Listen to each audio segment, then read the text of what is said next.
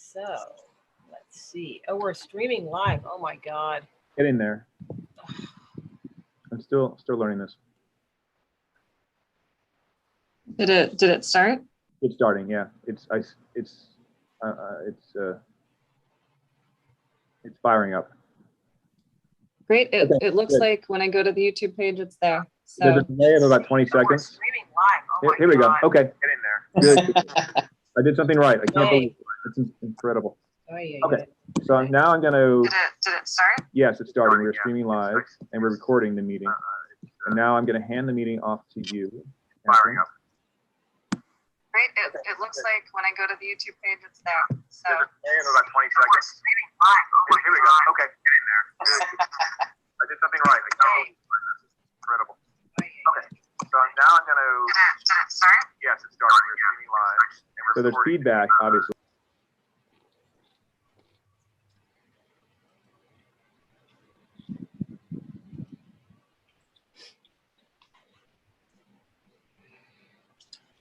Catherine, that was a really nice profile of you in this week's newsletter.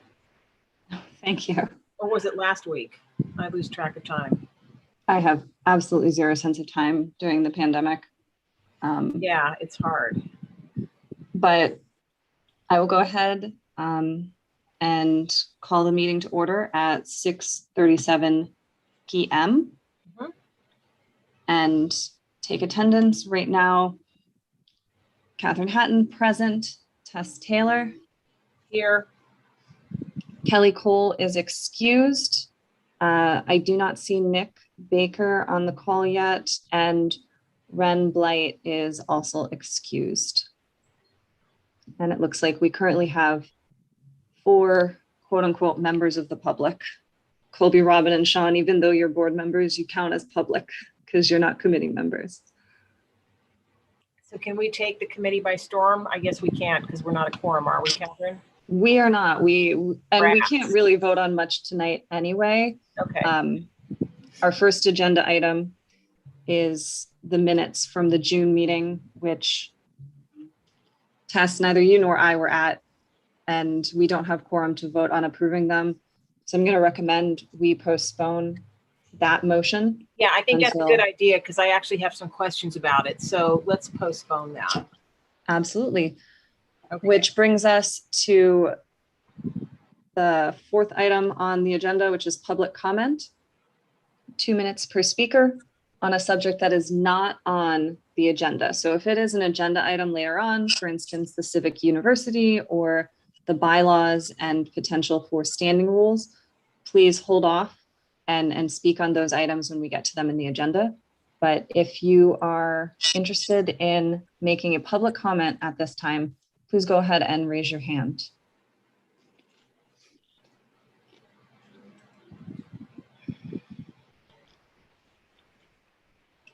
Seeing no hands raised, I will move on to the bulk of our agenda. Sorry, committee member news announcements. Tess, do you have news and announcement not on the agenda?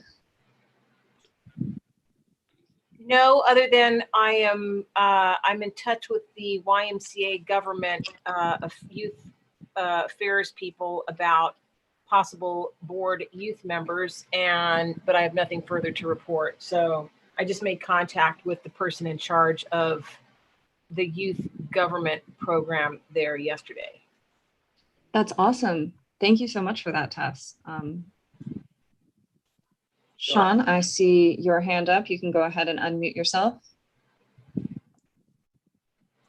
Hey guys, I was going to ask this the last time this was discussed. Is it possible I could go to my alma mater? Well, I don't know if that technically counts for a high school, but like North Hollywood High, I was going to ask, does the person that wants, or for the student to be able to do that, do they have to be in the GTLNC district, or can they go to, like, let's say North Hollywood High School?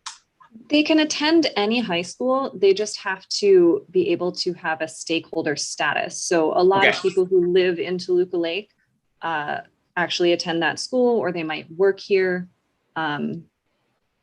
as a waiter in a service industry or something like that. So if they are eligible for stakeholder status, it does not matter what high school they attend or Understood. school in general. Okay. Yeah, so I think it would be great to reach out to them. Okay. I'm going to go ahead and lower your hand.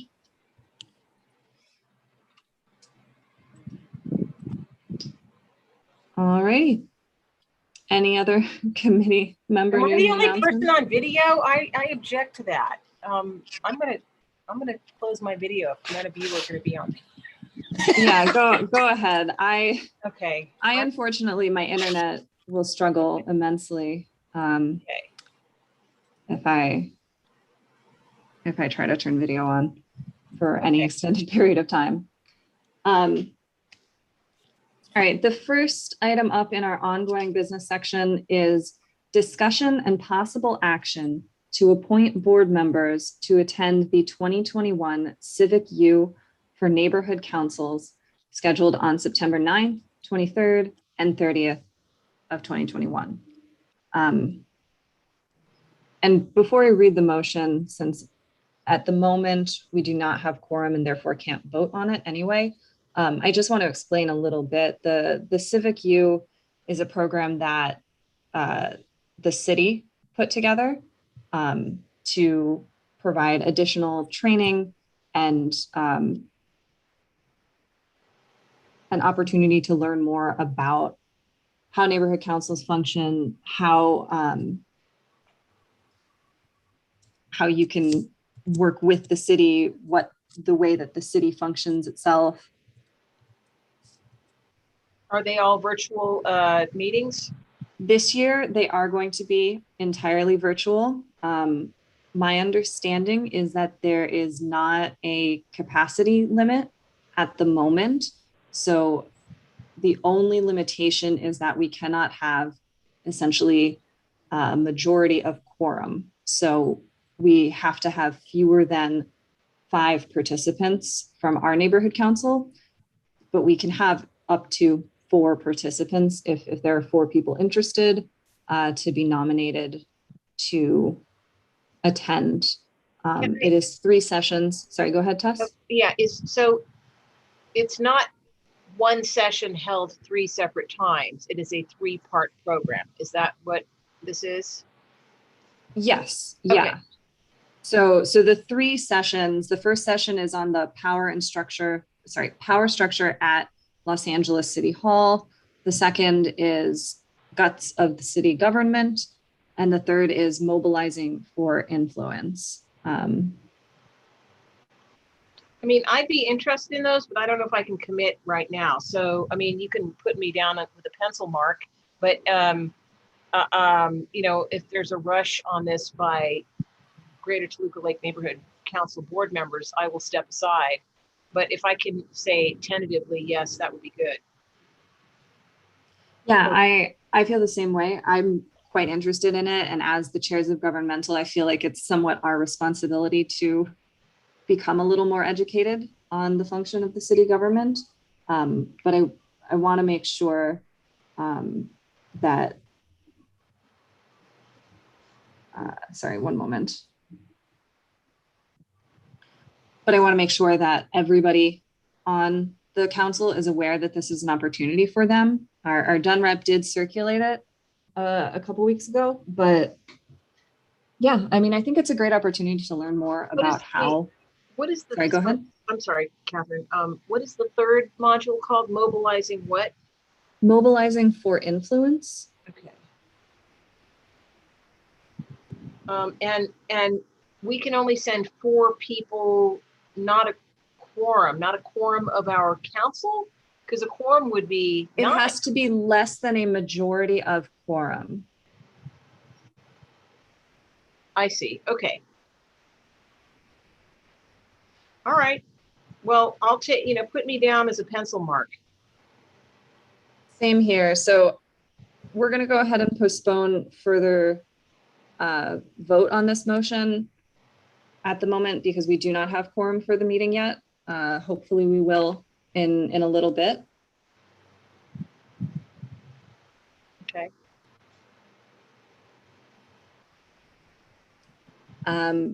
But for now, let's dive into what will be the bulk of the conversation this evening, which is about our bylaws and potentially creating standing rules as an addition to the bylaws.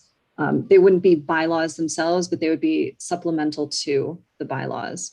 And I do want to, before we dive in, note that one of the changes listed on here, the Article 4, Paragraph 2 section, requesting the sentence, all community stakeholders shall be encouraged to participate in GTLNC activities, be removed from the second occurrence because it was repeated.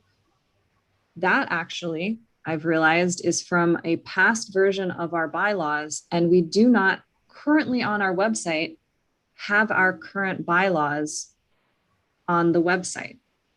So I'm glad that I downloaded and printed out the PDF version from the Dunn website, because those were updated in November 2020, and they completely replaced that article on defining the stakeholder with city language defining the stakeholder, which makes that question moot. And also I don't believe that we're able to redefine a stakeholder.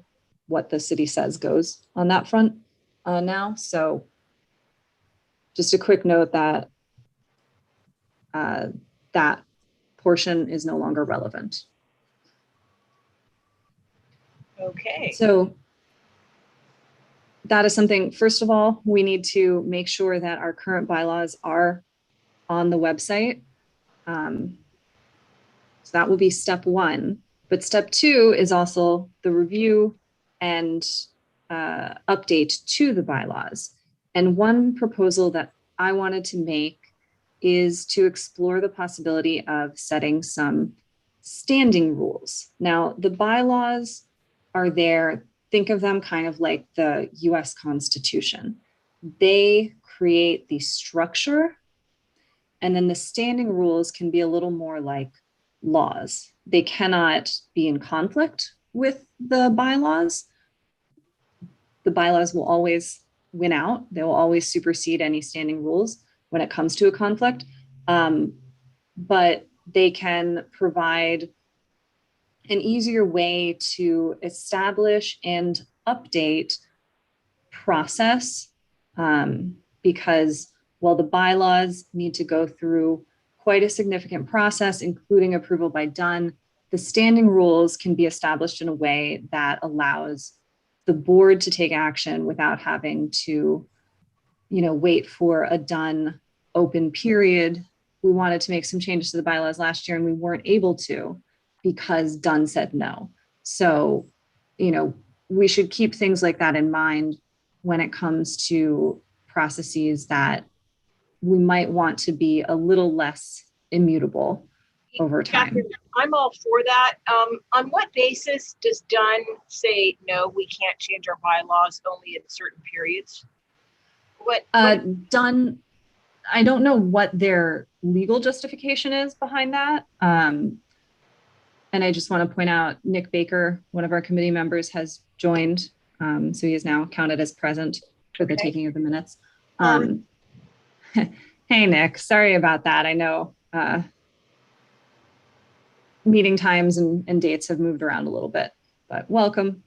I don't know what Dunn's legal justification is for that, but they do limit the period during which bylaws can be updated, and they set that, and we don't really have an ability to overrule them as a neighborhood council.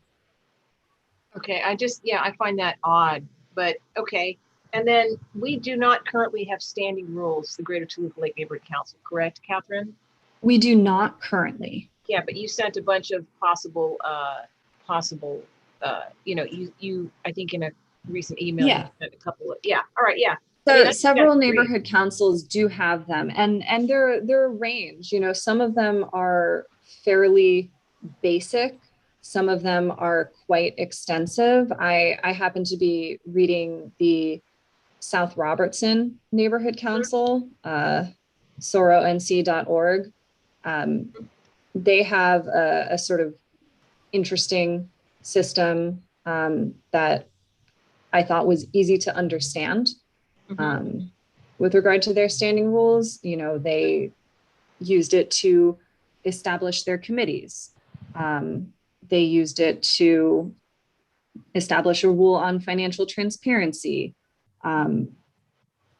minimum time requirements for board notification, things that allow us to make certain changes that, as items come up that we really need to address, we can make those changes without waiting for an open bylaw period. And if there are things that we think really need to be put into bylaws, then when there's an open bylaw period, we can transition those items from a standing rule to a bylaw. Mhm. But at least establishing standing rules gives us the chance to, in the future, when we have issues come up, we can actually set a rule. I'm all for it. I'm all Quickly. for it. And so of the bylaw, of the standing rules that you've reviewed, Catherine, because I'm sorry, I was only able to glance at what you sent.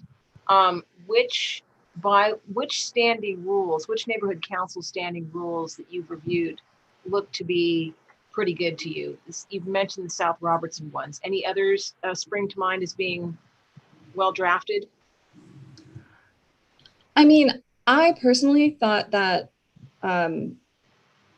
several of them were really good. I felt like the Mid-City West ones were extensive. And, that can be good, but it can also be overwhelming. It sort of depends on how much we want to lean on standing rules versus bylaws. And I feel like if we set the bylaws so that they create a structure and the standing rules so that they sort of basically add color to it, Okay. that would probably be ideal. That's fine. That's fine. It's for instance, the Sun Valley Area Neighborhood Council, SVANC.com. They have something in their standing rules about, how agendas work, where they're posted, and that could be very helpful for us because, we've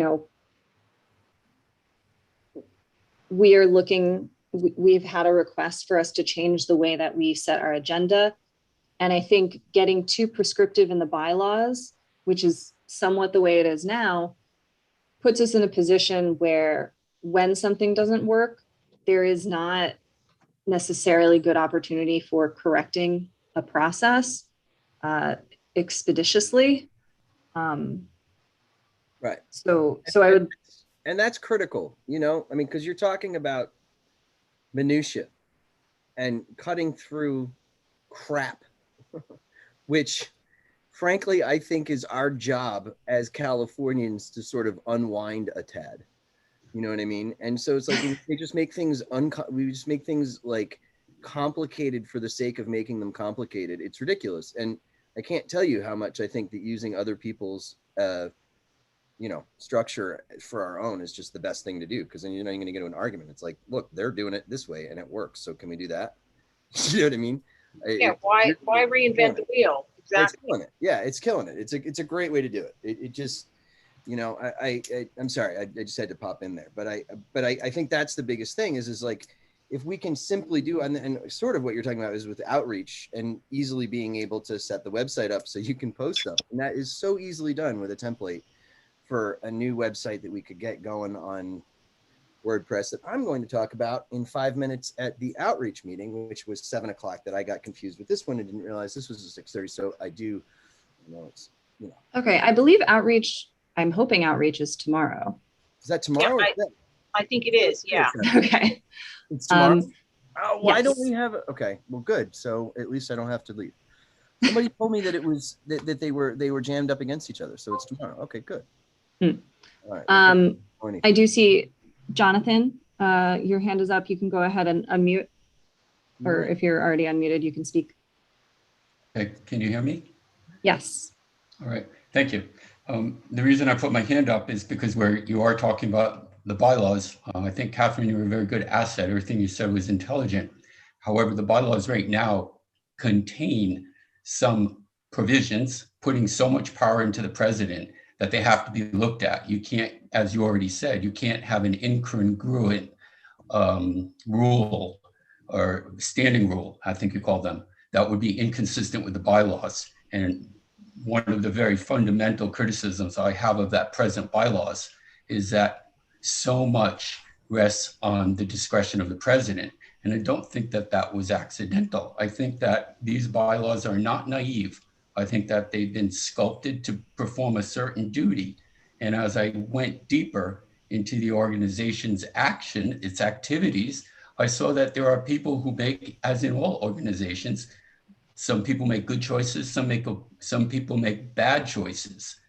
And when you see a pattern of bad choices, it's not naive. And I'm seeing, if you follow the money, it tells us a lot about what's going on. Catherine, I sent you and Tess an email this afternoon having to do with me following the $3,000 having to do with trash pickup. It's very pertinent to what we're talking about in the bylaws, because as you said, Catherine, the bylaws are the structure, like the constitution of the organization. And that I've seen the organization operate with no regard whatsoever for the bylaws, so much so that no one even realized that they had a bad copy on the website. Even Colby didn't refer back to the bylaws when I requested my right to present the proposal to amend the bylaws. It was his name, I think Gibson, who said it's in the bylaws, you have to let the guy speak. My criticism isn't for people making mistakes. My criticism is twofold, that the bylaws don't deserve the people's attention because they're so bad, and that the people aren't relying on the bylaws, that they're not looking at them and reading them. You can follow the money. I just started, and I started to get really nervous that people are doing the wrong thing, and the whole organization is going to be held accountable. When you have board members who are not practicing a standard of care toward their own fiduciary duty, and I think you know what we're talking about, Catherine. I think I'm going to be discreet on how I talk about things, because my goal is to fix things, not to ruin things. I mean, it's very fashionable, very in vogue to break everything apart. But my ambition for the community is to get things back on track. Too much is being forgotten. I noticed Colby and Robin were speaking earlier. Colby seems not to be aware that there are party houses going on. It is in fact a major problem in West Toluca Lake. A shooting occurred at a party house. So too much is being lost. My point is the bylaws have to be looked at, because what the bylaws contain is, as Catherine described, too precise. They put so much power in the president. It has to be, if it were more generally described and the standing rules address some things, that would be a good structure. But the organization is presently crippled.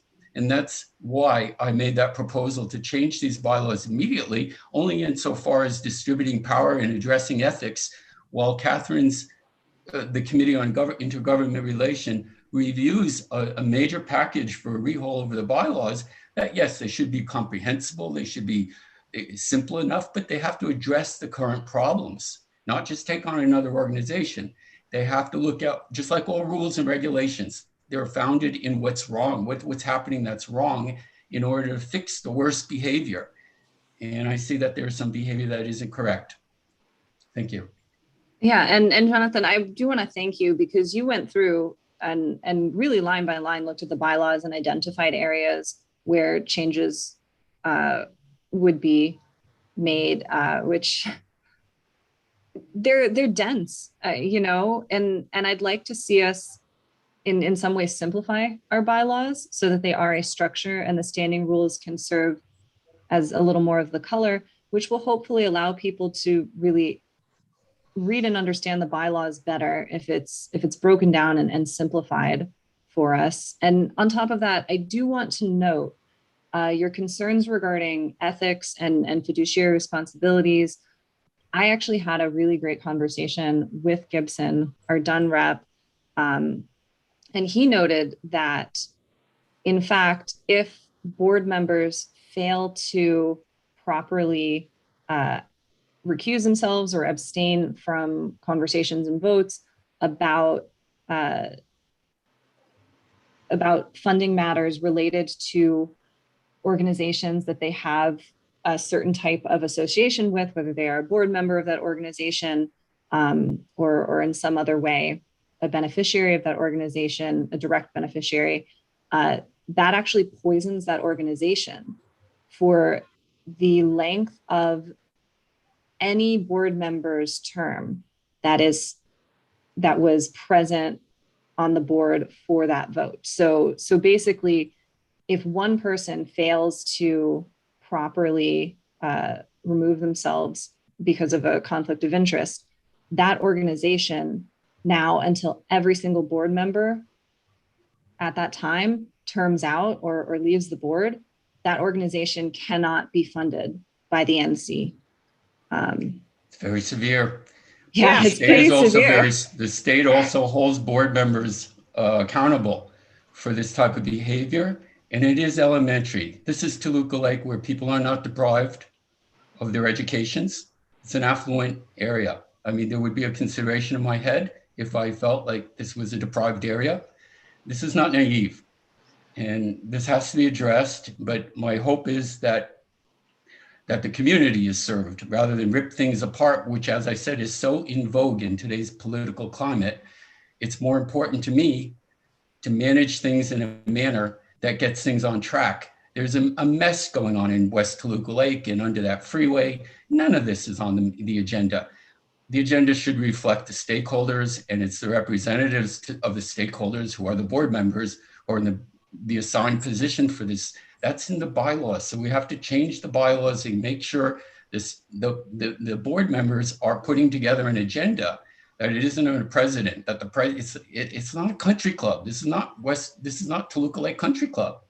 And I was just shocked the first time I read the bylaws. Actually, my first impression is they're so elementary because they don't look like bylaws. But I agree with you, things don't have to be complicated.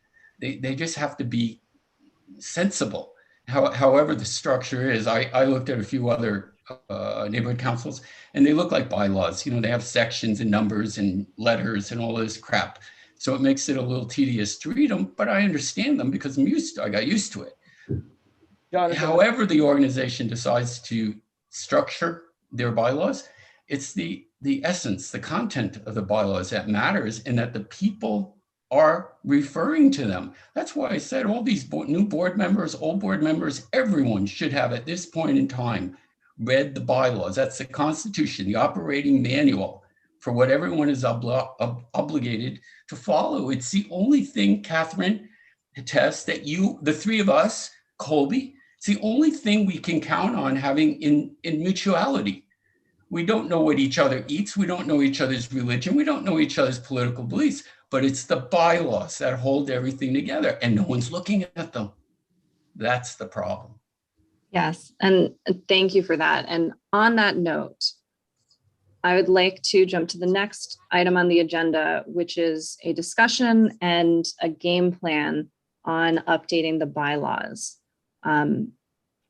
So before I dive in, I want to note that there is one suggestion from last year that I made regarding, and I'll just go ahead and put the agenda on the screen really briefly so that it's easy for everyone to see what I'm going over, because it's a dense amount of text.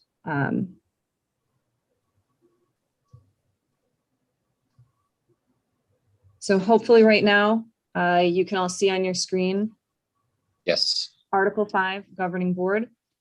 So presently, our bylaws state that abstentions count as yes votes, which is quite preposterous. It's that ridiculous. It's is totally in direct opposition to anything in Robert's rules.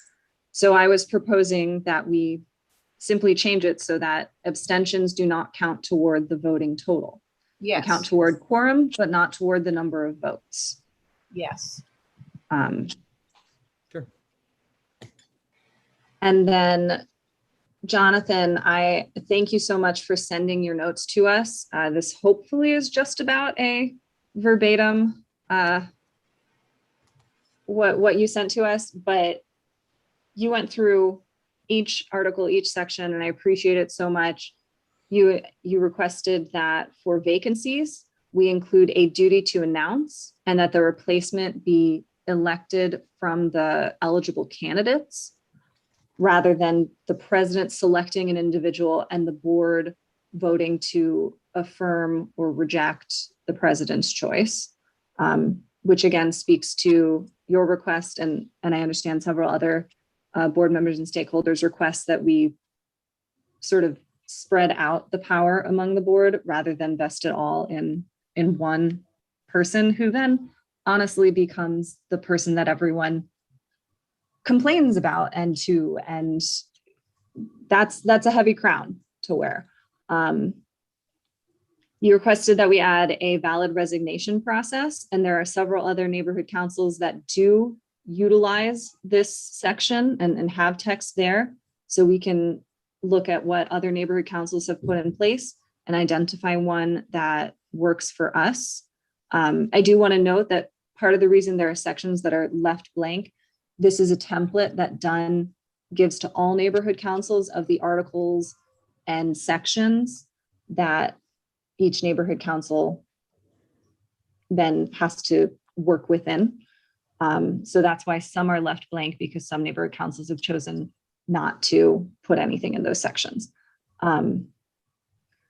With regard to Article 6, Section D, the secretary's responsibilities, adding a duty to maintain a record of each board member's vote and a duty to copy board members on all external non-confidential communication, particularly with stakeholders.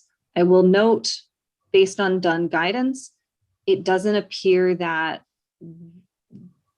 it's possible for that second part, the copying all board members, to happen because of Brown Act regulations and rules surrounding something called a serial meeting, because we're not allowed to have serial communications about potential board business. So I think that Dunn has put the kibosh on that. Catherine, Yes. may I interject? Absolutely.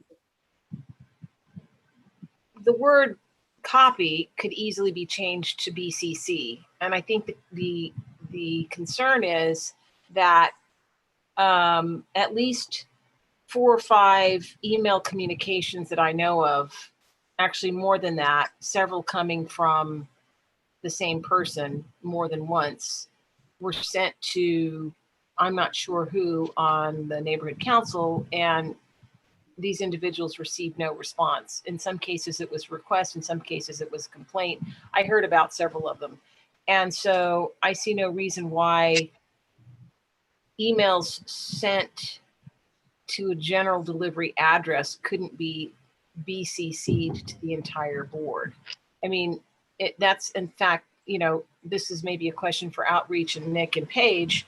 Like, is anybody paying attention to anything we do? A complaint can often be an opportunity. And if there is a complaint, we should want to know what it is. We're not here working in a vacuum. So while I understand the restriction against serial meetings to remain compliant with the Brown Act, there's nothing that says we can't blind copy everybody, all the board members. And that wouldn't be, we'd be fully. May I speak here? Of course. Tess, you kind of have the right answer. I'm not fixated on the idea of copying. There is a problem with secrecy, and I can give you in a nutshell. When we had a problem with the rehab facility over in West Toluca Lake, I don't believe that my emails to the Greater Toluca Lake Neighborhood Council were copied out to all board members. I don't even think all board members had a clue as to what was going on in the correspondence, because it was just between me and the president, which isn't the way it should be. If we only added to the, like Tess had said, an email address that the stakeholder understands is going to all board members, then you solve the problem. So that then stakeholders could be certain that they're copying the whole board when they write. Because I think that's the intention. When I wrote, I wanted all of the board members to know what I was writing the Greater Toluca Lake Neighborhood Council about. I wasn't writing the president because I'm his buddy. And that's how two stakeholders feel. So if we simply had an email address or a place to write all board members that is understood, just like Tess said, you'd solve the problem. There's no more secrecy. Stakeholders have the power to address you easily. Yeah, and I actually think that email address does exist, but I'll have to look into whether or not that is limited to city communications, if it only works if it's coming from the city addresses, or if anyone can send to that. But I think that's a good idea to really promote on our website a way to contact the entire board about a concern, because I think may I also add, when I did write the president, later I went and read the bylaws on what was the president's fiduciary duty to do with that information. He was obligated by the bylaws to bring it to the intergovernment committee, or whatever this is called. He was obligated to bring it to that committee and let them work with the government agencies about this particular problem. Nothing happened. Again, nobody's reading the bylaws. okay. I go ahead. Nick, you've had your hand up. Yeah, thanks, Catherine.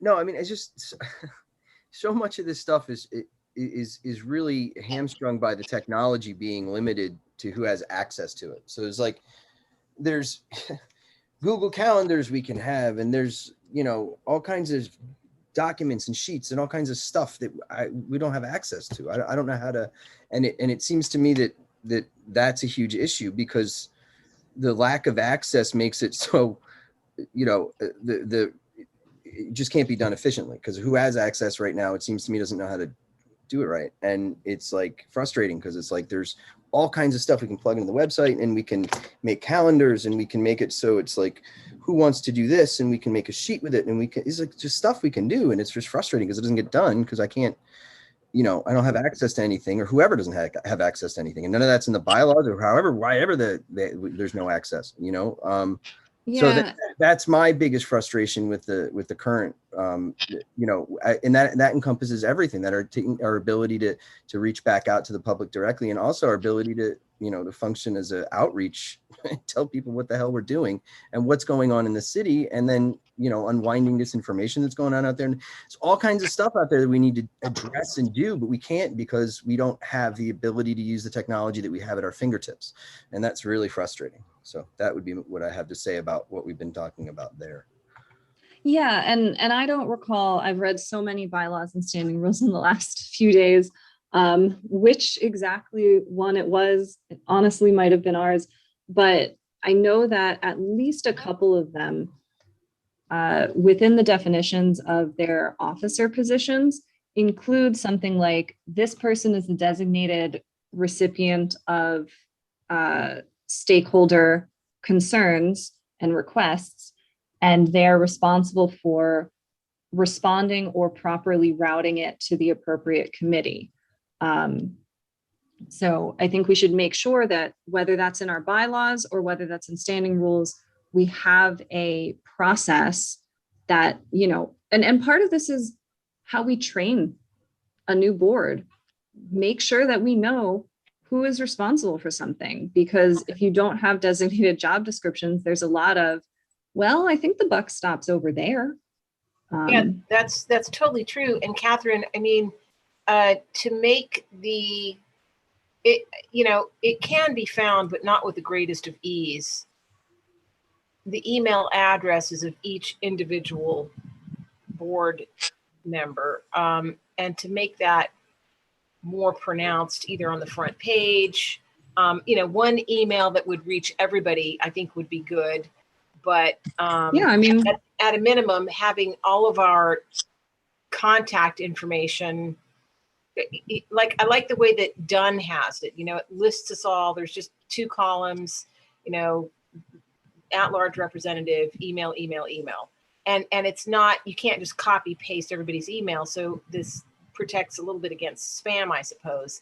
But the way in which it's listed on the Dunn website, we could easily replicate that for ourselves. Yeah, and you know, we can even just establish a good contact us page so Yeah. that people can use a website portal and just send a request in through that. I'm going to jump just to get through the rest that Jonathan put together for us. Article 7, Section 3, Committee Creation and Authorization. Proposed chair and membership at each council committee shall be determined by the governing board rather than the president, which is the current system. Article 8, Section 2, agenda setting. Currently, the president sets the agenda for the general board meetings. And the proposal is for each board member to provide the president in written form, not less than 6 days prior to the meeting, their agenda items in order for the president to incorporate those into a posted agenda. Very quickly, I will note on this one, other neighborhood councils have similar agenda setting policies where essentially every single item on the agenda needs a board sponsor for that agenda item.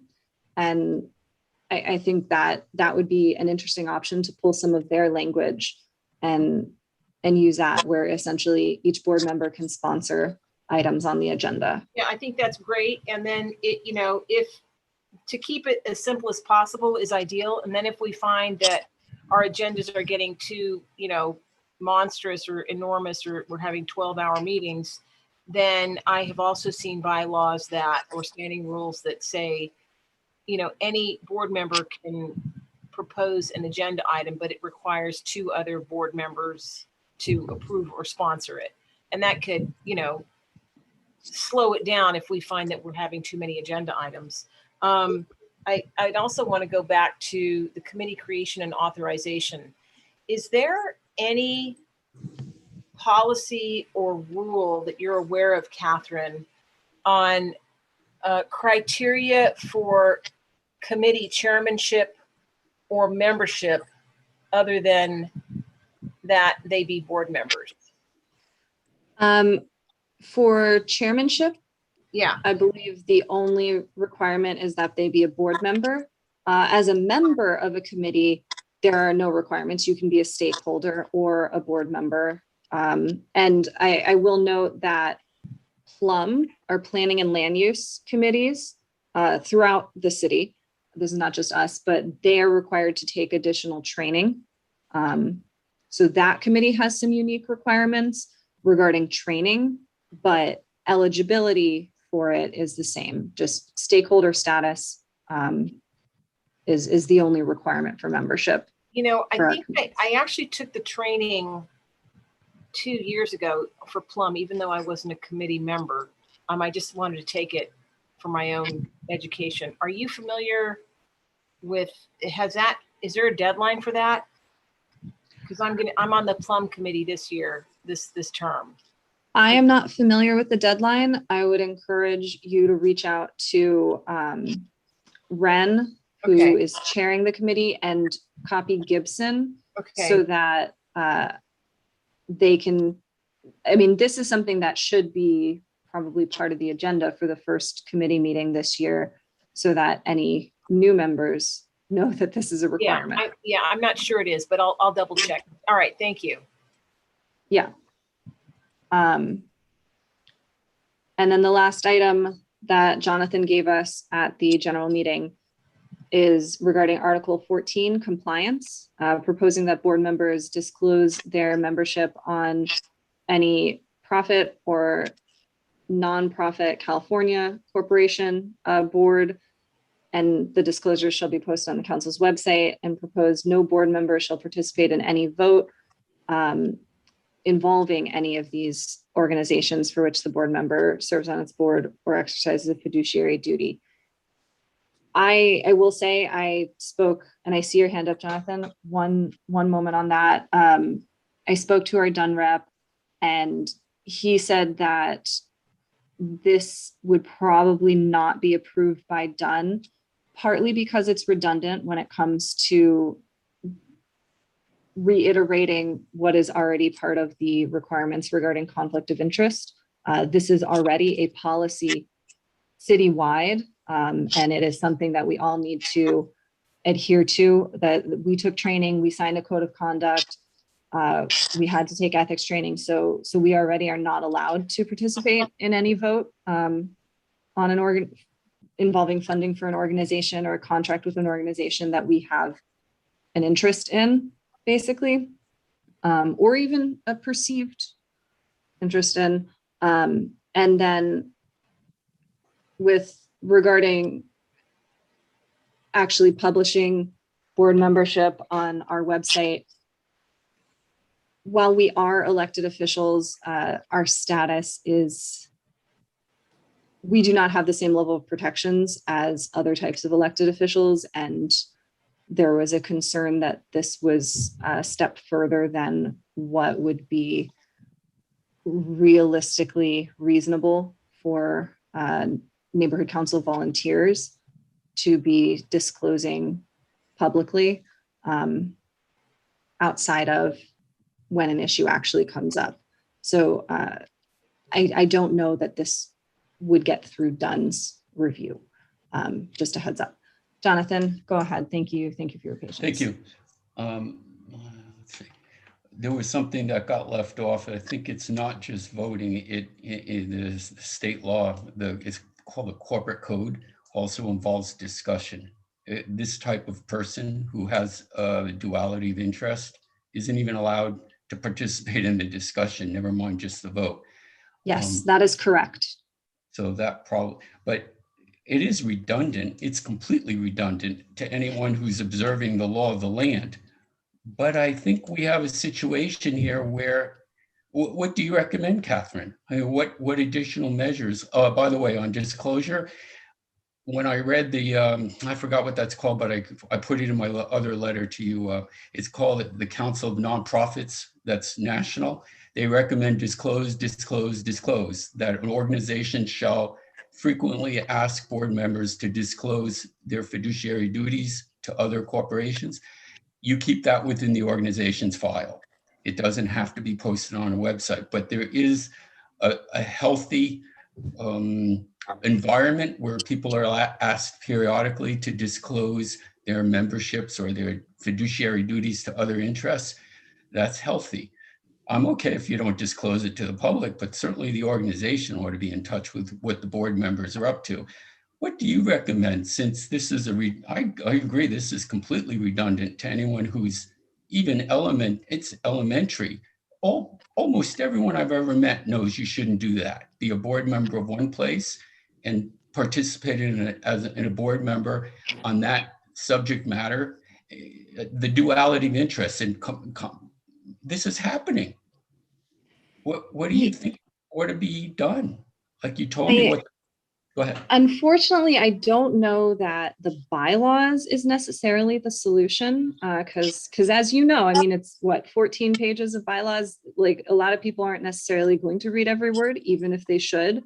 I think it comes down to reiterating this regularly, having ongoing training that we set up within the NC to remind people. I mean, in my own job, there are certain reporting requirements that people just forget about, you know, because if they haven't had to deal with something for forever, you know, when it comes up, they don't necessarily think, oh, I have to report that I was speaking to this government official about something, and therefore I can't participate in discussions about XYZ.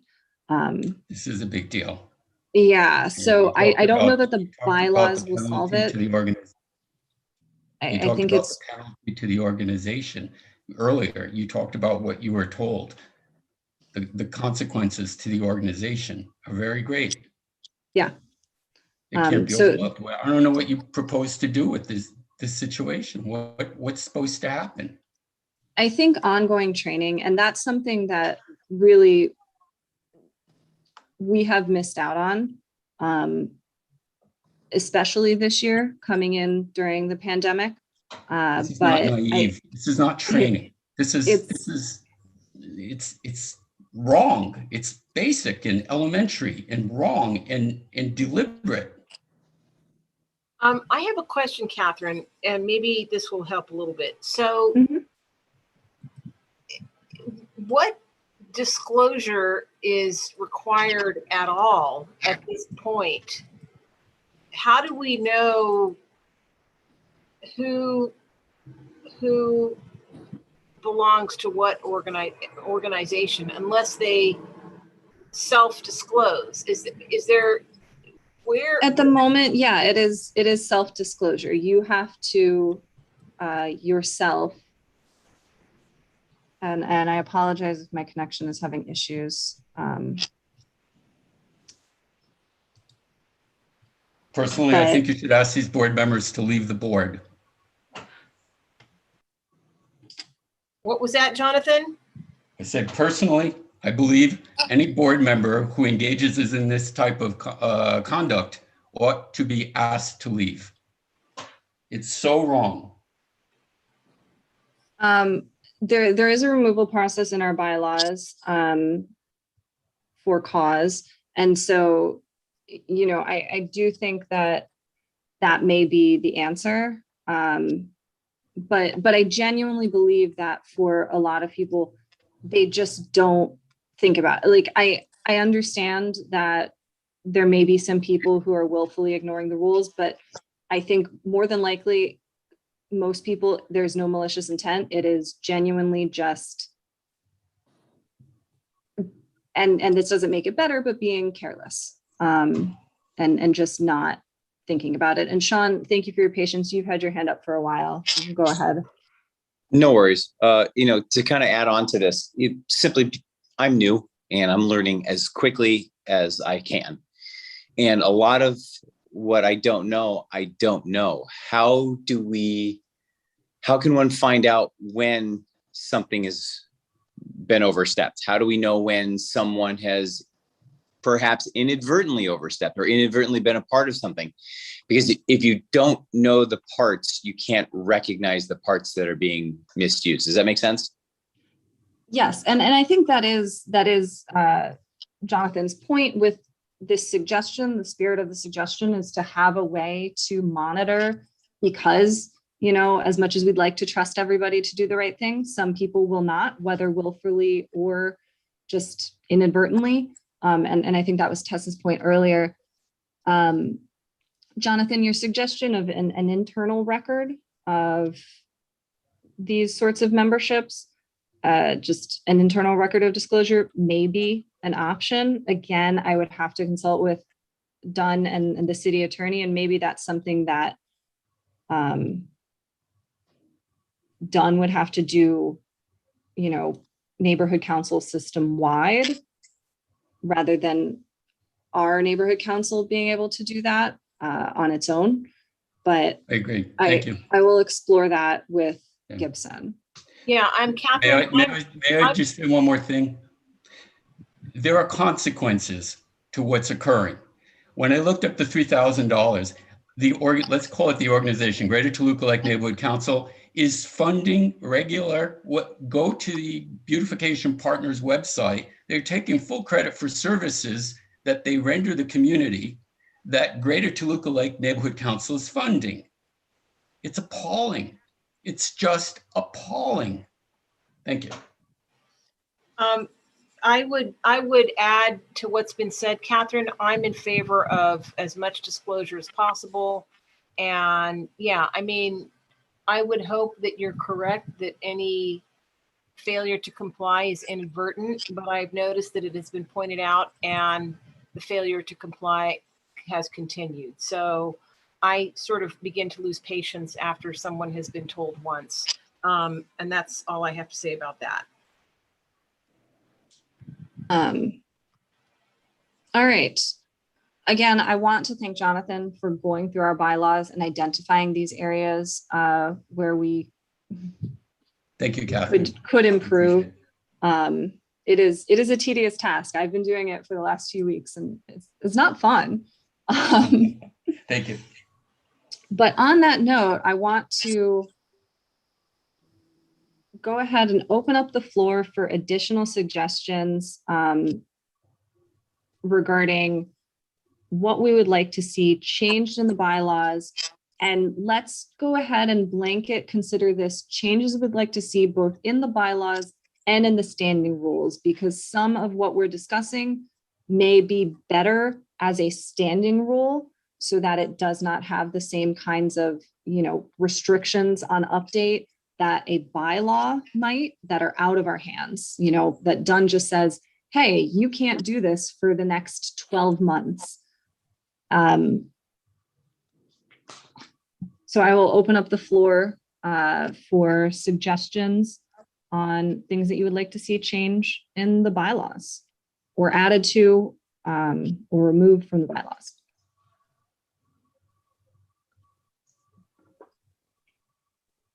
I'm going to have, a number of probably smaller things. I've been taking notes, but I wasn't really prepared to make a presentation tonight, Catherine.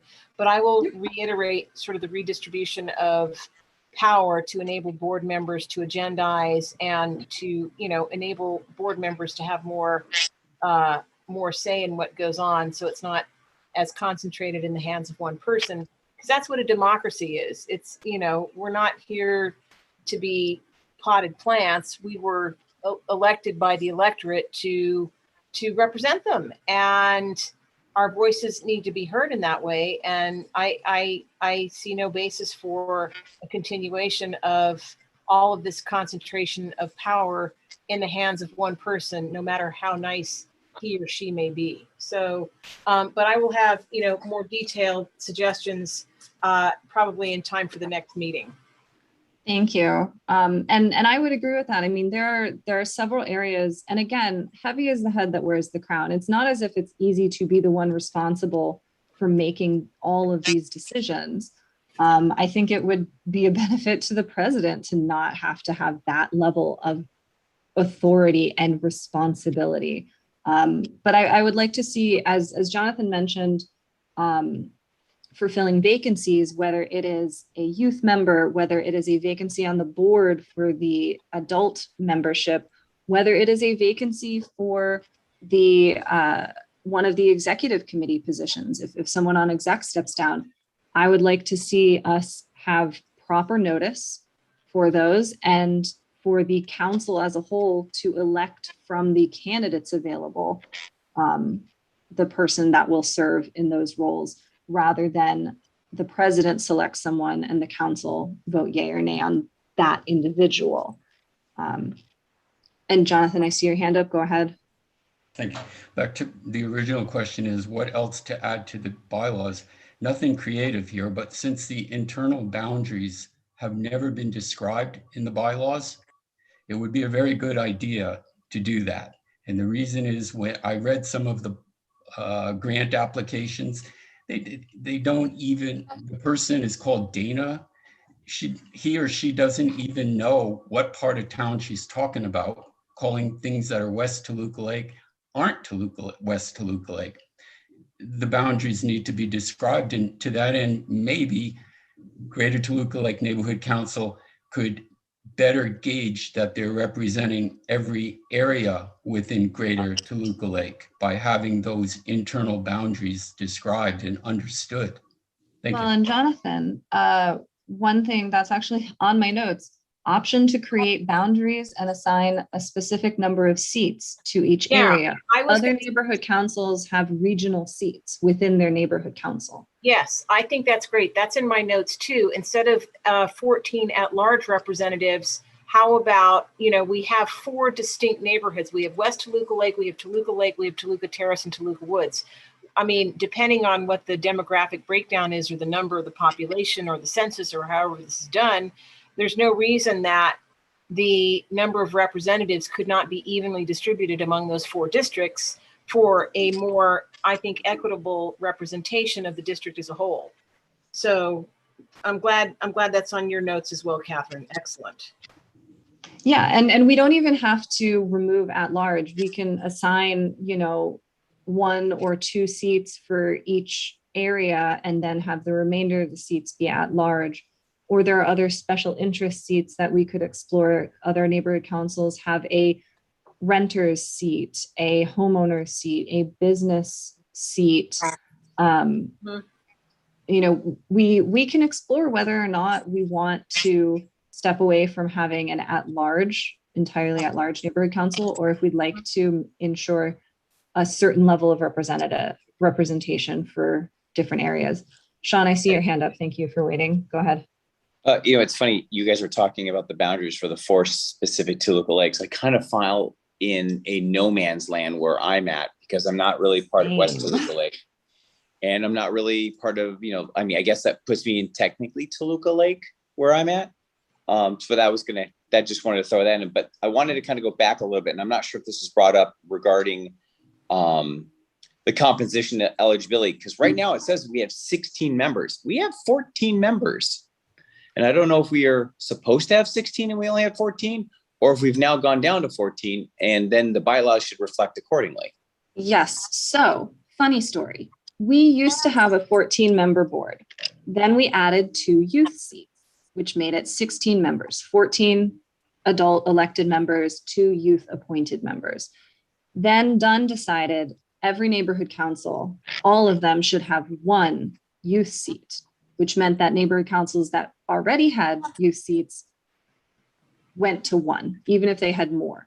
So while it does not reflect it on our website, the actual bylaws that you can get from the Dunn website, which are our current ones, Dunn went and changed our bylaws to be 15 members, 14 of which are elected, 1 is an appointed youth member. So that is why we have 16 listed on the website, because our bylaws on the website are outdated.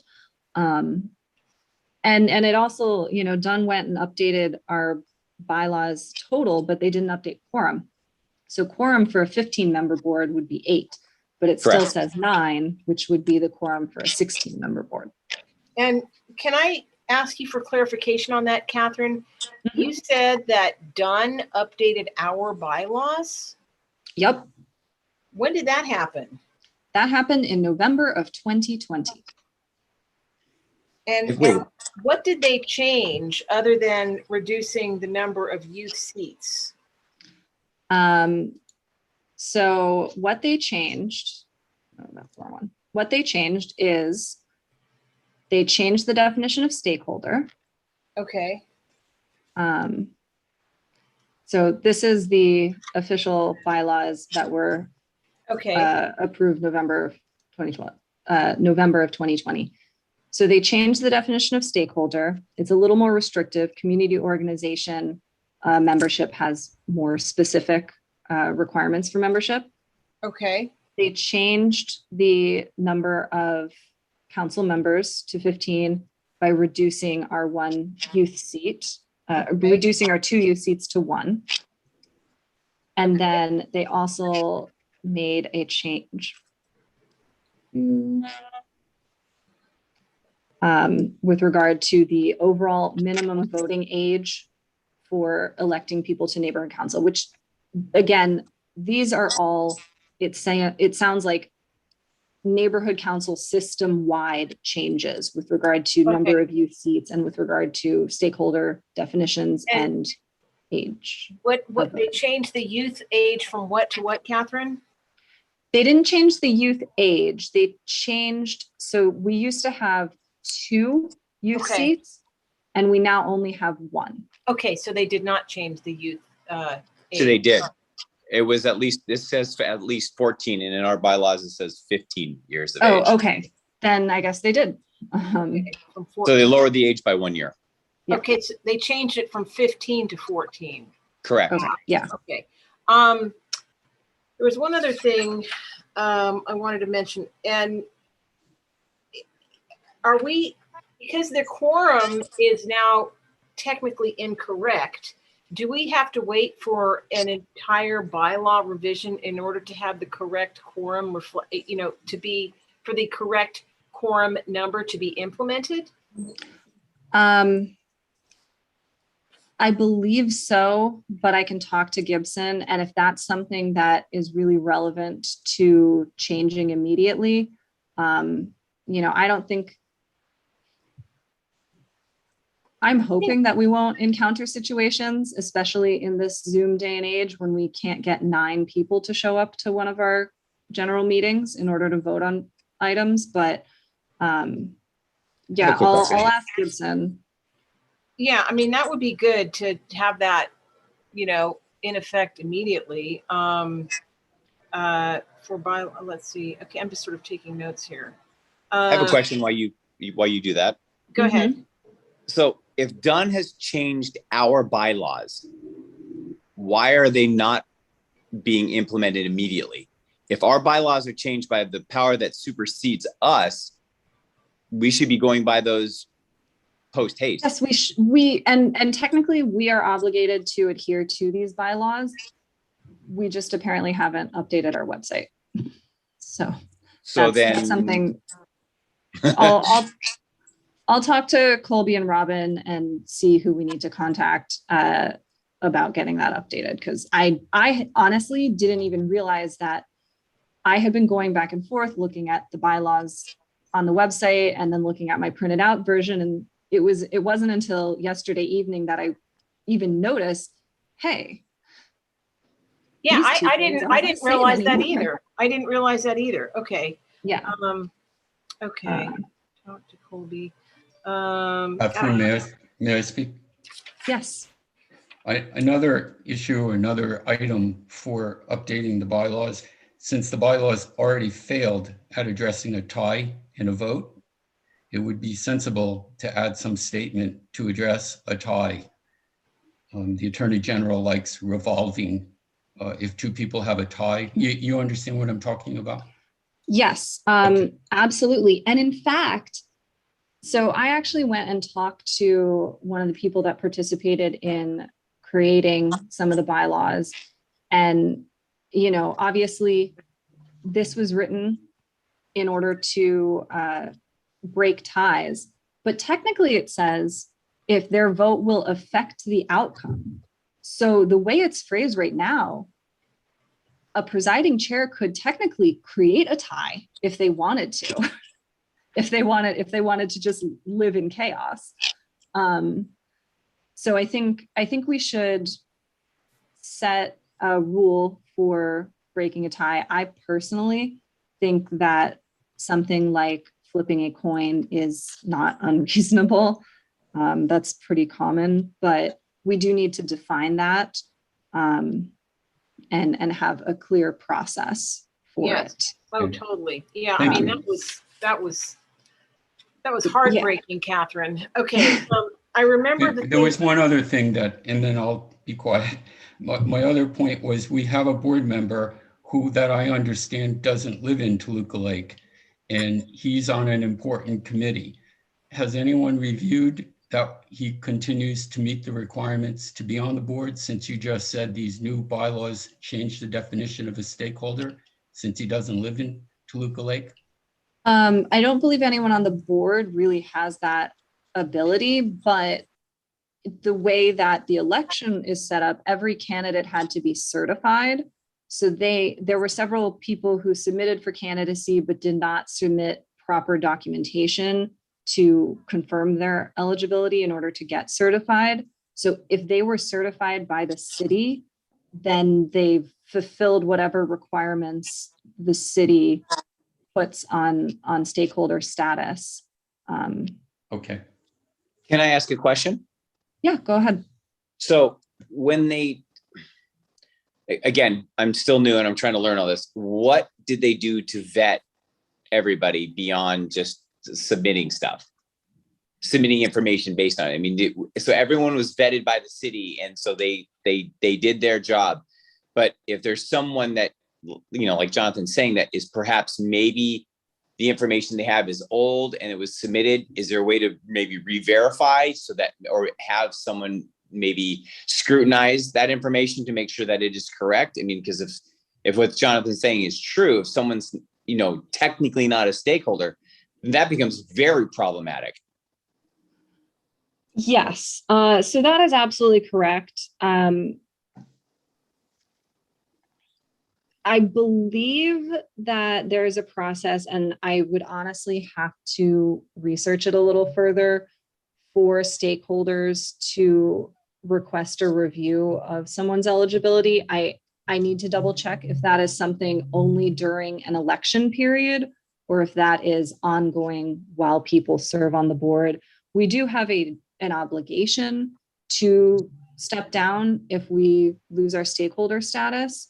And I'll check with Gibson or Dunrep to see what the policy is if someone fails to do that, if they are then barred from participating in any neighborhood council. Because that just kind of, if that's the case, that means that they're being disingenuous with the information that they provided. And I think, like you said, that shouldn't be allowed. Yeah, it absolutely shouldn't be. And there is a process for removal of a neighborhood council member that has to be initiated by 3 board members. But again, we are volunteers. We do not have the ability to do background checks on each other. Which makes sense. We do rely on the city and on people's own ethics to properly, announce when they are no longer a stakeholder, no longer eligible to serve. And we've definitely had incidents in the past where people stayed on the board a little longer than they ought to have. But I don't have an answer at the moment, but I'll research it. Oh, it's okay. I'm not looking for you to have an answer. I appreciate. I just, again, I want to learn as fast as I can. I'm trying to be the biggest sponge possible, and a lot of because I went, the first opportunity once I was elected, I went down the bylaws, and I had to use a second highlighted marker because I have questions just like everybody else. I just wish I was as eloquent as Jonathan is. But I want to, I'd like, if this is, I think that seems a little bit more egregious than, just having the bylaws be incorrect. So I just want to make sure we're doing the right thing, and that, because I think the city, we owe it to our constituents that we are upstanding. And if we're not doing that, then, we're failing our constituents. Totally. Sponge Boy Sean. That's a cartoon character, by the way. What's that? I said that isn't that a cartoon character? Yeah, Sponge Boy Sean SquarePants. Yeah, there you go. Sean Boy SquarePants. That's my new name. Maybe cycling pants instead. Yes.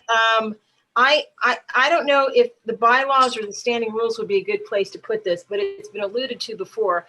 I would like to see a monthly report from the president or from the council in general as to our progress, because a lot of things, anybody who's been on a council or paid attention for any length of time recognizes that things take time, and there have been things recycled on the agenda for months and months and months that hardly make progress, and due to no fault of council members, neighborhood council members, due very often to forces outside of our control. But I think we should have a monthly report, what we've done, what we've accomplished, what we've submitted, what we've attempted. And I also would like to see very, very much, and I'm sure Nick and the outreach people will agree, what are our numbers? What's our subscriber base now? I know that our district has about 12,500 residents. How many people do we reach? What is the average number of folks who are coming to committee meetings and to board meetings? If outreach is and engagement is the goal, which is the stated goal of this neighborhood council and of all of them, then how are we doing? Because if we only get 1 or 2 people to come to our meetings, we're probably not doing very well. And I don't know that we're going to break any records with government affairs, given the nature of bylaws, and they're not the most scintillating topic ever, but they are talking about, Tess. And I think we need to measure our success. I mean, this is so important. That which can be measured can be improved. And I want to see our numbers go way up, way up. I want to see engagement, attendance, interaction, emails, people coming to us with their problems, which hopefully we can solve at least some of them, and getting to know people in the district as much as possible. So I'd like the bylaws to include some sort of language, bylaws or the standing rules, that a report, a monthly report, be submitted to the public, and that, you know, once a year we have a report card, you know, where we have the public grade us. How are we doing? Because a lot of people don't even know that we exist, and I think that's shocking. Everybody should know who we are and what we're doing if we're doing good work, and that's the goal. So, you know what? It's funny you should say that. I've been on a separate note, just trying to increase the awareness for the neighborhood watch in my area. And I also let them know that I'm, you know, part of the GTLNC, and they had a lot of them didn't even know it exists. They said, is that the same thing as the Greater Toluca Lake Homeowners Association or no, Chamber of Commerce? I go, no, it's completely separate. And a lot of people are just completely unaware, and it's kind of baffling. So I've pointed them to our website, I pointed them to our committees, and hopefully we'll get more people to engage specific to my area. all right. Yeah. Can I speak? Go ahead. Having to do with the bylaws, I would recommend either on the bylaws or the standing rules that there be a provision to require each board member for a biannual disclosure and requalification where it's voluntary. It's obligatory that they complete the form, but the National Association of Nonprofits, which I spent quite a bit of time reading their information because I knew nothing, recommends disclosure, and disclosure. And it happens by solicitation. People don't step forward to update their information. Organizations that are nonprofits are required to follow a very narrow path by the IRS. And in order to meet that, they recommend that the organization be proactive in requesting a biannual or whatever disclosure that includes the information that needs to be updated. In this case, it sounds like it would be stakeholder qualification and fiduciary duties obligated to other places, other corporations, things such as that. That's what I recommend. Yeah, and I think that as far as review of those items, I believe that Dunn would enforce. Dunn gets to review that, or the city attorney or the city clerk would get to review those items rather than individual board members, because, you know, some of that could provide information about an individual that is beyond the scope of what, you know, even other board members have a right to access. But I think that would be an interesting. You don't want to know way on the Communist Party? Of course, I know. Yeah, I mean, I think different people have different sort of comfort level with what they share with others. And so the city tries to be very restrictive in what people are required to share with other people that don't have the level of training and the level of requirements to maintain adequate PII protections, personal identifiable information protections. Because there is very specific training that a lot of government officials have to take regarding managing personally identifiable information. What can you repeat what you just said about personally identifiable information, Catherine? I missed some of that. I was just saying that the city might have restrictions on what, you know, we as board members are allowed to request of each other, because some of that would be considered personally identifiable information, which is protected. You know, it's a lot of people have talked about HIPAA, which is health related information, but even just more general personally identifiable information, whether it is home addresses, social security numbers, banking information, all of that stuff that is considered PII, and it is protected, and government officials that handle that have to go through training on how to properly handle it. All right, got it.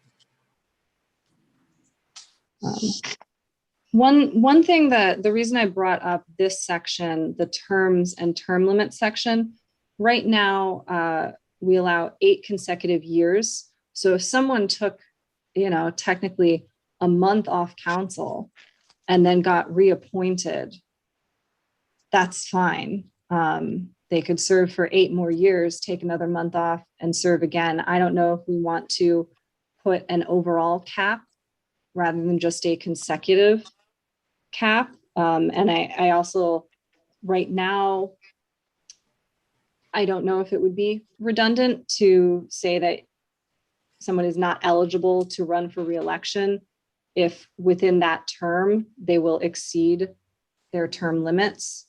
That might be redundant, but I don't know if it ought to be stated. I think the more clarity, the better. Yeah. What do you think of term limits, Catherine? I think they're beneficial. You know, I think if it encourages new blood to get involved and encourages people to actually support new council members, there is sometimes a tendency, not just within our neighborhood council, but across all industries, across all types of government organizations, to say, well, we know them, they know what they're doing, and to sort of just rely on this assumption that experience is the be all end all. And so I think I support term limits. Mm-hmm. I don't know whether or not what we have right now is adequate. I would be inclined to put a cap on the total number of years that you can serve, whether they're consecutive or not. Well, whatever ends up happening, clarification should be part of the revision. I have mixed feelings about term limits. I do want new blood, but there's also something to be said for experience.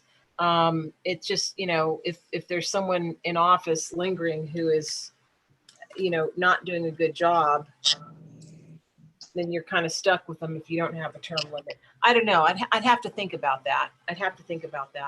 Because at higher government levels, I think there's a case to be made for relaxing term limits, but there's arguments to be made on either side. So anyway, but in any case, like I said, clarity of if the limitation is imposed, more clarity on, like what she said, that didn't occur to me, that if you're eligible to run for reelection, should you be eligible to run for reelection if you exceed in 8 years during the new term? And I don't think that if the 8-year limit or whatever limit is imposed, taking 1 month off would then enable you to start the clock again for another 8 years. That's sort of a technical error that I would want to see corrected.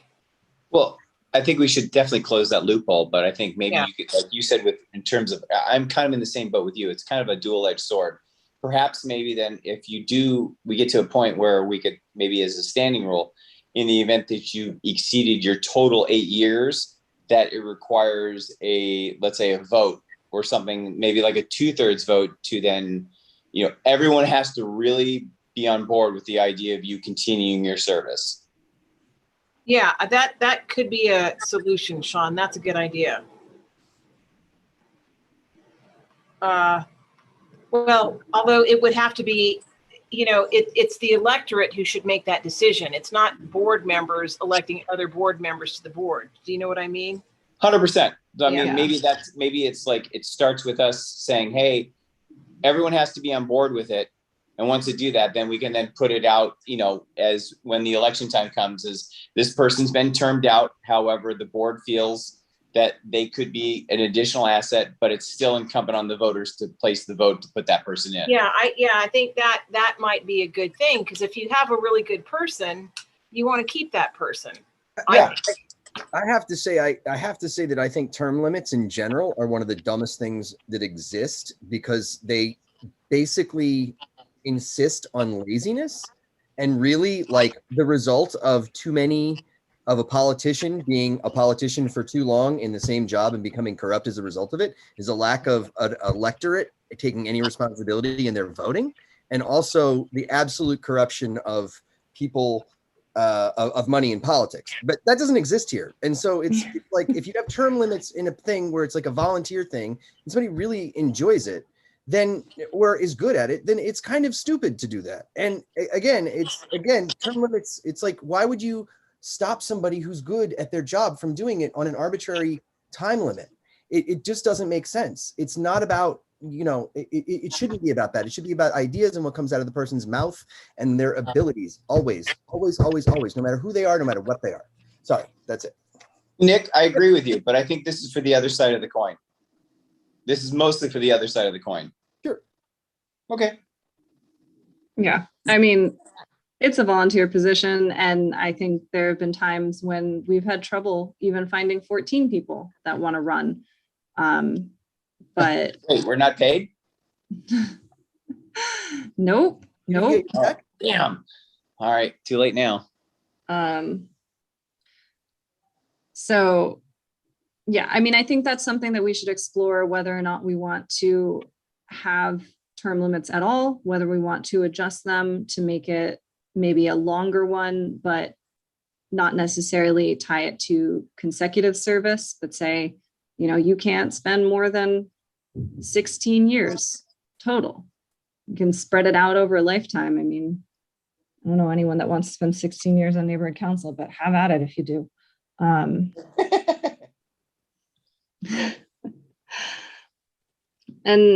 then there are several places where I sort of underlined where the president has the singular authority to select people, whether it is determining chair and membership of a committee, whether it is determining who as a GTLNC board member will serve as a representative of the board at, events or on other committees or alliances within the city, and just sort of identifying all the areas where we'd like to say this is a board vote rather than the president does this without really any board say. At a minimum, with the other positions, there is a requirement for the board to take a vote, but with some of it, the president just decides, which again can be efficient, but also can lead to someone just having quite a burden of responsibility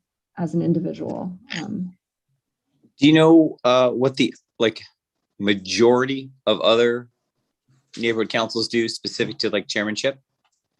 I do not know what a majority of them do.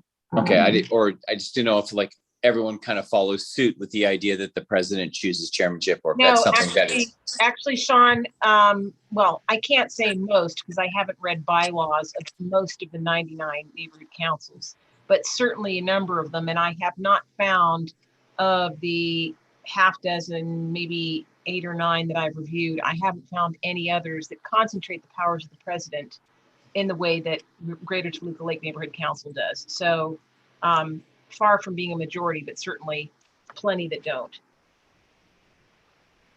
And is this an advent of something that was started? I mean, was this the original? Was this something of the original bylaws? Or the original? I would love to know that, actually. And Catherine, in one of your many upcoming conversations with Gibson, I can certainly ask him myself, but it sounds like you've got a hotline to Gibson. Can you ask? I got a hotline. I called him one time. Okay, can you ask him for, I would love to see the original bylaws of the neighborhood council in every revision from inception, and we've only been around for 15 years or so, so they should be on file. And I would also like to see the roster of board members from inception, because then you can very easily track under which regime certain changes were made. Would you be able to ask him that, or should I? I'm happy to. I mean, go ahead. Okay. Ask him that. I don't know. I'd have to double check the Dunn website. It might be something that we can already just retrieve on our own. I haven't found it. I mean, there's only one version on the Dunn website that I was able to find, but if you find something that I don't, please let me know. Okay. But yeah, go ahead, ask Gibson. Okay.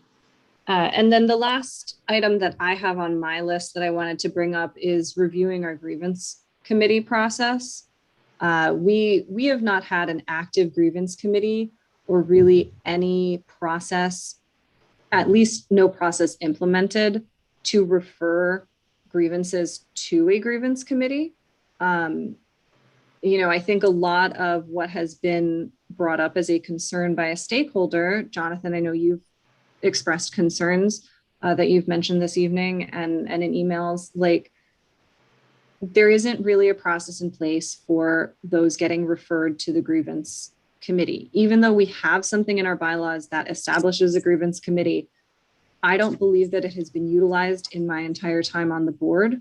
And if it has been, that has not been something publicly known. So I would like all of us to take a real look at the grievance process and see if it's adequate, and if it is, what we need to do to ensure that grievances are actually directed to a grievance committee, and what the process is for us selecting that grievance committee, or making sure that we as a neighborhood council and the stakeholders are able to select.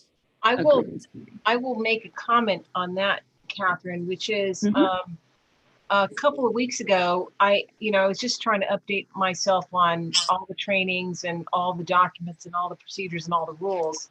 And I was poking around on the Dunn website, and I stumbled upon their grievance, their grievances, and which are listed there. You can find sort of a database of grievances that have been submitted by neighborhood councils. And I just sort of started scrolling through them just out of, interest. And what I found very surprising was that a high proportion of them were kicked back by the city as quote unquote not being within the scope of our, the city said this is not within the scope of our, our authority. Thanks and have a nice day. And I thought, well, isn't that interesting? I mean, if people have a legitimate grievance, and I didn't evaluate the many grievances that were met with that decision by the city, but I thought that was kind of a shame. I'll probably look at it more carefully later, but if there's a grievance, I guess it should be clear what the scope is of what the scope of authority is. Like, you can't complaining about the color of somebody's hair, just to pick a stupid example, or complaining about, submitting a nuisance complaint is not going to be taken seriously. So I guess when I saw that on the the neighborhood empowerment website, I thought, well, why are people going through the motions of filing these grievances, and in some cases providing a lot of detail and documentation, if the city is only going to say, sorry, this is outside the scope of our authority? Like, people should know that going in, that these kinds of grievances will not be taken on by the city. That I found that to be sort of disturbing, actually. So just a thought as you're talking about grievances. Well, as someone whose hair is currently partially blue, I'm glad that hair color is not something the city feels is within their scope of authority. Yes, indeed. But yes, I think that, and this actually touches on something which I don't know if this should live under governmental or under outreach, but I would like to see us on our website, whether it is an FAQ page, whether it is a Neighborhood Council 101 page, have a page that, beyond just the bylaws, really provides a simple, understandable outline of things like, what is an NPG? What is a CIS? How do you request the neighborhood council take up one of those items? What is our grievance process and how do I submit that? It's laid out here in this very long paragraph, but it's not really that clear, even within this long paragraph. So how are stakeholders supposed to even understand what to do, how to participate, if they have to get all the way to, page 14 of our bylaws to figure out that they even have the right to submit a grievance? Right. Yeah, I mean, good point. Good point. So yeah, an FAQ, that's a good idea. I'm not going to volunteer to do that myself right now, although I can certainly contribute to it. I'm working on a bunch of things, but I'll just put that on a sort of a to-do list to do a general draft or something, and we can toss it around the committee. So that's, and you've mentioned that before, Catherine, that's a really good idea. Yeah, Jonathan, I see your hand up. Go ahead. Yes, thank you. On grievances, I think it's very likely you'll find a successful method for handling grievances on another neighborhood council's bylaws. I don't know that it requires a whole lot of effort because it's unlikely people will ever get there, but I think you're completely correct that you require one for the people. There's another point I wanted to raise that I think it's Sean that talked about, and that's when you embark on looking at bylaws, it's very important to understand what the present bylaws are and how they got that way, their genesis. In my study of the bylaws, once I got beyond the surprise of what I found, was that there was a goal in mind to put a lot of decision-making in the hands of one person. And I said to myself, why would anyone want that? For the same reasons Catherine said, it's a lot of burden to put on one person. It makes them responsible for who would want that. Well, people like that when there is a payback. And I think there's social standing in Toluca Lake, political and social standing. And these nonprofits they have their parties and their circulation. And there's also money to be made for developers that you can't turn your back on. There's a lot of politics. If you look at the website, study it for Beautification Partners, and you'll immediately come to realize Greater Toluca Lake Neighborhood Council is the preeminent validation of that supposed nonprofit. I haven't seen the nonprofit papers, but every claim they make is based after the approval of Greater Toluca Lake Neighborhood Council, certainly because it represents the community. So there are politics behind this, but there's also a lot of money in this nod from the neighborhood council for the redevelopment of properties. It can make a piece of land a lot more valuable. People are interested in this. So when you see instances where people consolidate power, it's not because they want to work hard. It's because there's something in it for them. Unfortunately, I can't tell you I believe in the naivete of people. This seems to be a pattern. I don't get the sense. I don't know a whole lot about Greater Toluca Lake, all the people and so forth. I don't have a history other than showing up for my neighbors, their problems. I've owned property for 30 years in West Toluca Lake, so I've lived there, but I don't really have any deep knowledge of the Greater Toluca Lake Neighborhood Council until I started doing this reading. And I'll just tell you that all roads kept leading back to these nonprofits and duality of interests.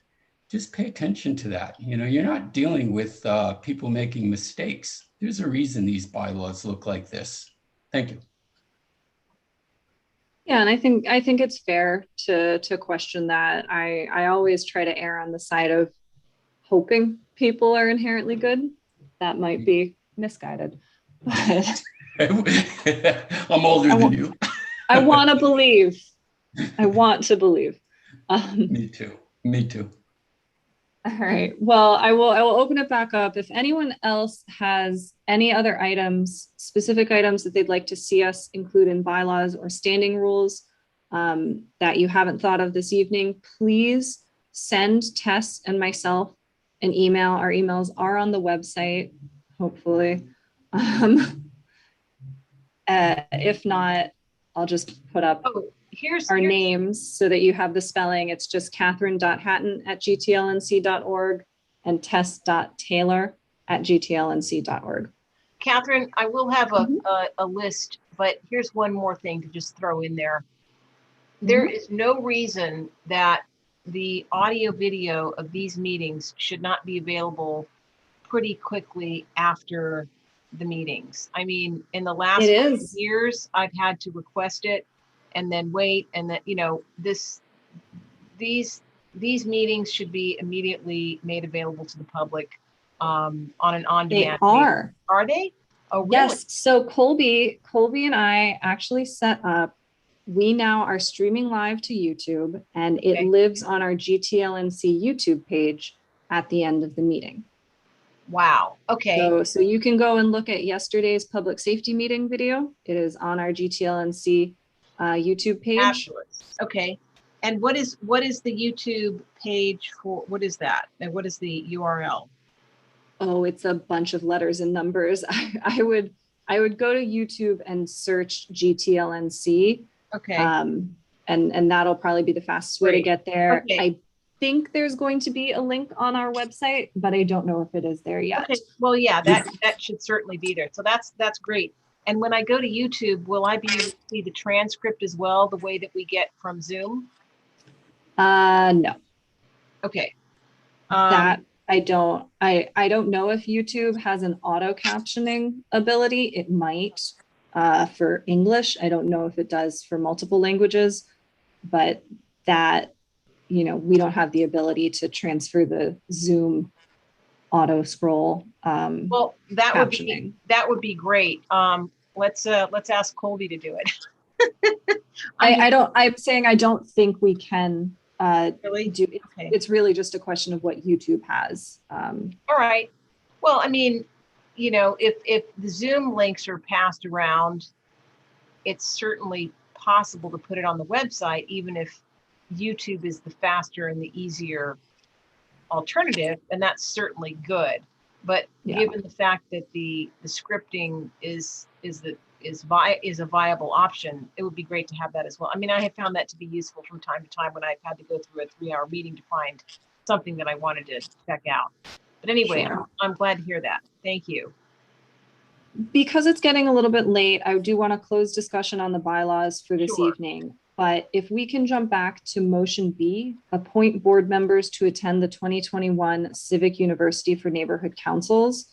I would request first on this motion. Hold on, I'm looking. Motion A, motion B. Yes, first from me. Thank you, Tess. Is there a second? That would be you, Nick. Sorry, there's cough in my throat. If you're available, Nick, can unmute. Second. Thank you, Nick. Right.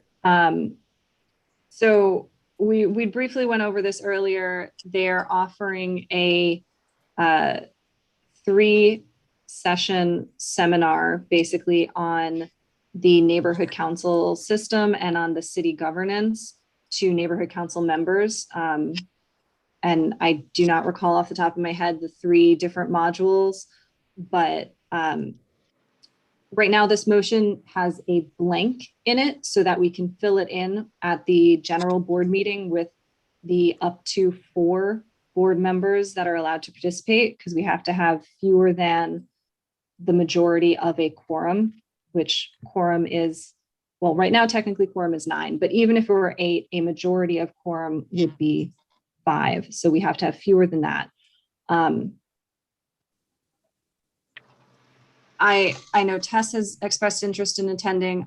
I am interested in attending. As co-chairs of governmental affairs, I think it might be incumbent upon us to attend to learn a little bit more about how the city government works, to make sure that we are effective in this role. But, you know, I want to make sure that, or I'm hoping that we can make sure everyone on neighborhood council is aware that this is an opportunity in case others are interested.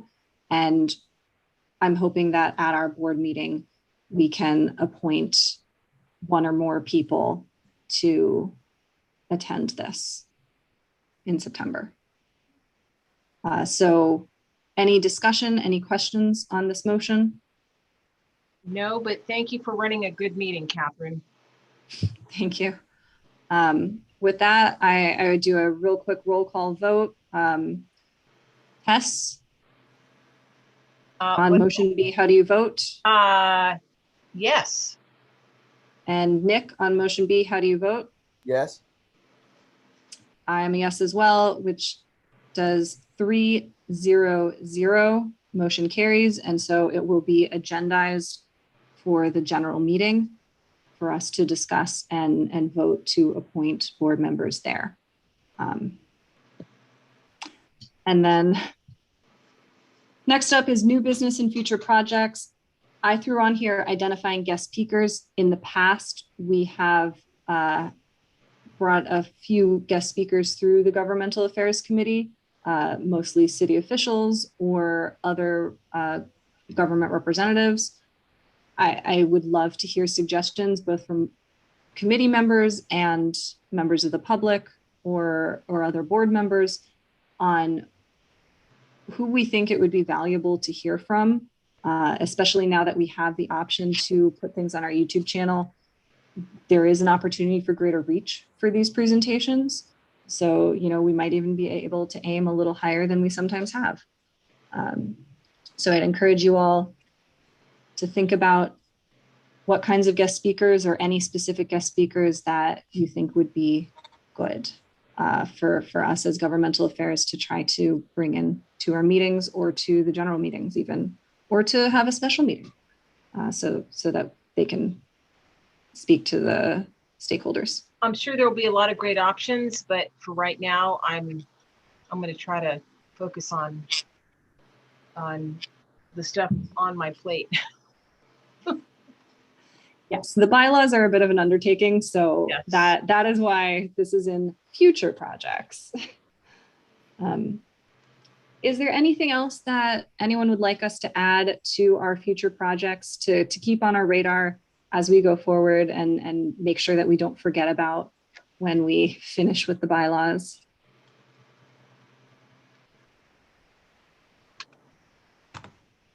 It's Jonathan.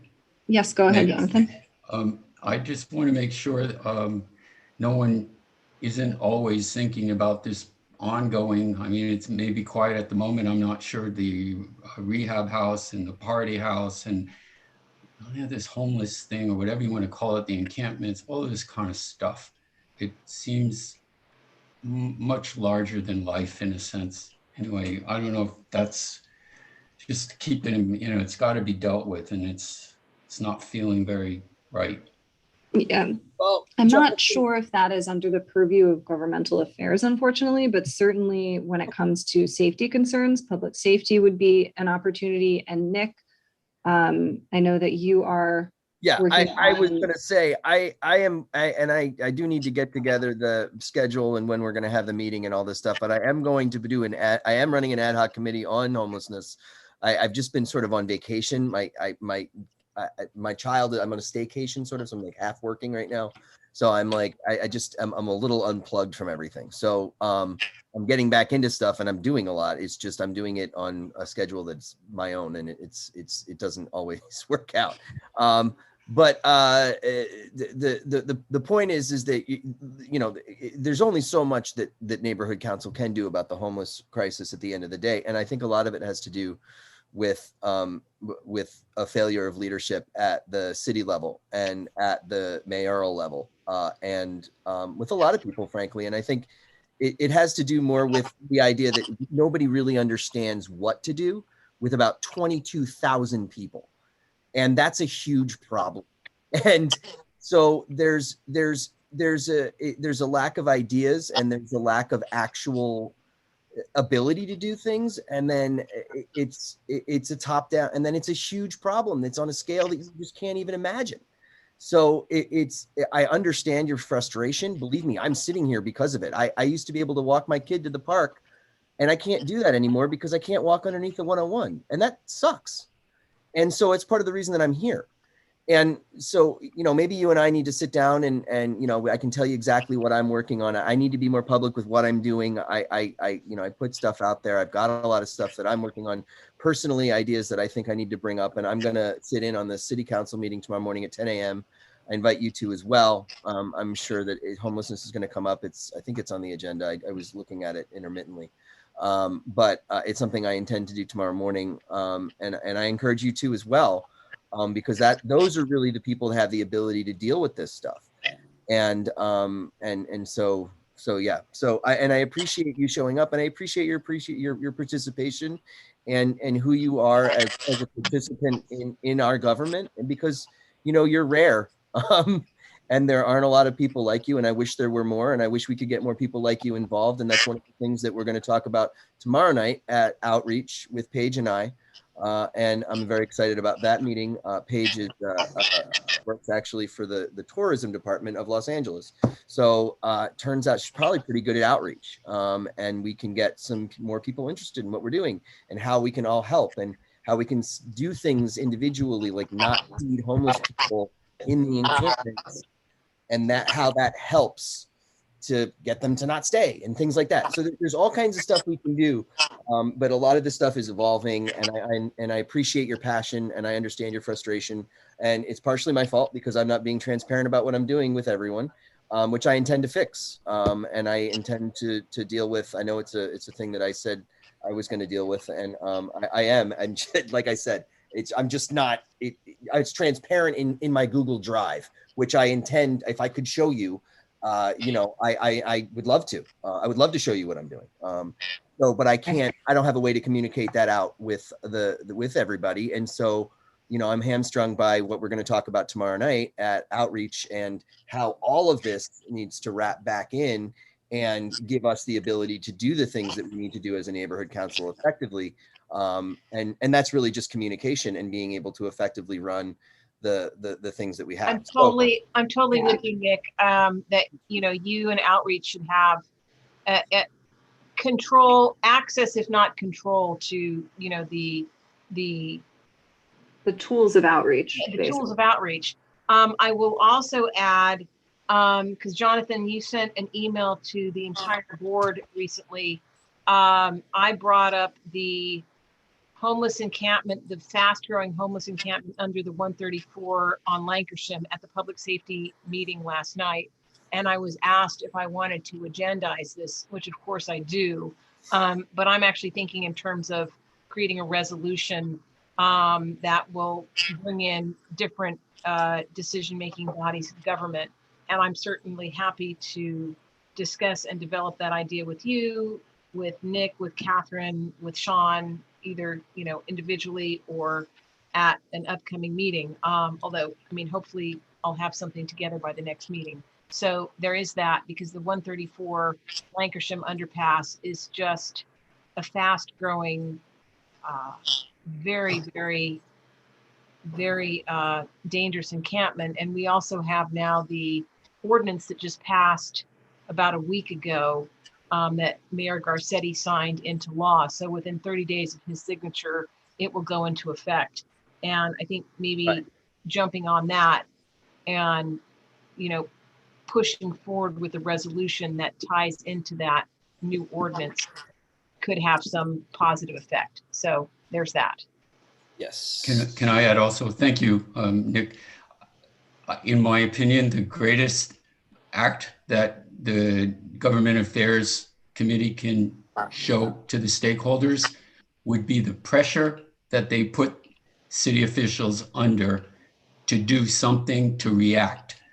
What the stakeholders need to see is that you're applying pressure on the government, not that you're solving the problem, because the stakeholders aren't that crazy to think you board members can solve such a big problem, but rather direct your energy into showing public displays to apply pressure, both to the homeless problem. The rehab has to do with the planning. City planning. Tess can explain the details where it never got acted on by city planning. The party houses, putting pressure on the city government and showing the stakeholders the pressure that you're applying. No one's crazy enough to believe volunteer board members can solve these problems, and I wouldn't recommend you take it on. It's not fair. But the pressure is what you're there for, because you speak for the community. That's a big deal. No, and Jonathan, And Jonathan, we do that. And again, you know, I feel bad because you can't see what I'm doing. And it's frustrating because I wish you could.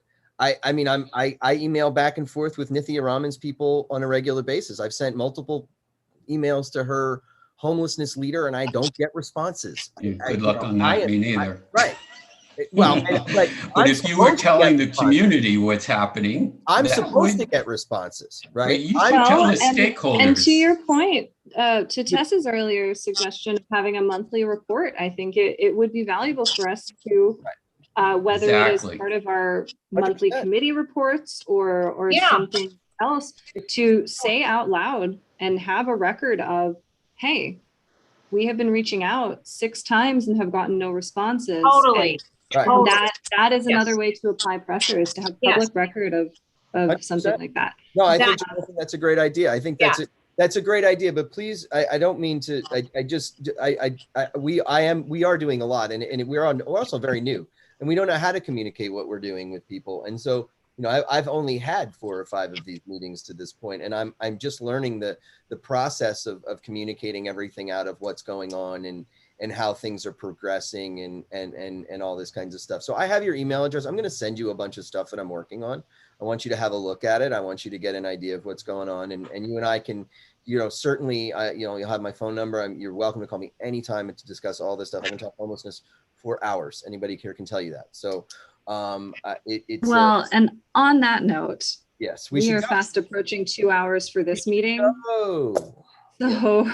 So I'm going to encourage us to be as concise as possible in any other things that we would like to add specifically to the governmental affairs moving future projects section. Sorry. Yeah, an updated report would be great. Nick, keep track of how often you email people and don't get a response. I will tell you that I have been I'm the president of the West Toluca Lake Residents Association.